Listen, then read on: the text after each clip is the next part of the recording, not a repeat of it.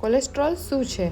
Cholesterol એક fat like substance છે જે આપણા શરીરમાં લોહીમાં હોય છે, જે શરીરમાં હોર્મોન્સ, વિટામિન ડી અને કોષો બનાવવામાં હેલ્પ કરે છે. હવે શરીરમાં બે પ્રકારના કોલેસ્ટ્રોલ હોય છે, HDL અને LDL. જેમાં LDL હોય છે એ ખરાબ કોલેસ્ટેરોલ ગણવામાં આવે છે, જેના વધારે પ્રમાણથી શરીરમાં હાર્ટના પ્રોબ્લેમ અને બ્લોકેજ વગેરે જોવા મળે છે. જ્યારે HDL એ ગુડ કોલેસ્ટ્રોલ ગણવામાં આવે છે, જે હાર્ટને બચાવે છે.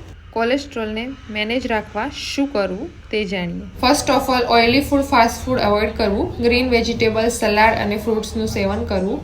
ઓટ્સ, જુવાર, બાજરી, દળિયા જેવા ફાઇબર્સ વધારે પ્રમાણમાં લેવા. અખરોટ, બદામ અને અળસી વગેરેનું સેવન કરવું. તદુપરાંત રેગ્યુલર એક્સરસાઇઝ કરવી, વોકિંગ કરવું અને વેઇટને મેનેજ રાખવું. આ બધી ટ્રીક અપનાવીને તમે કોલેસ્ટેરોલ મેનેજમાં રાખી શકો છો અને સમયાંતરે લિપિડ પ્રોફાઇલ અવશ્ય કરાવતું રહેવું. Thank you.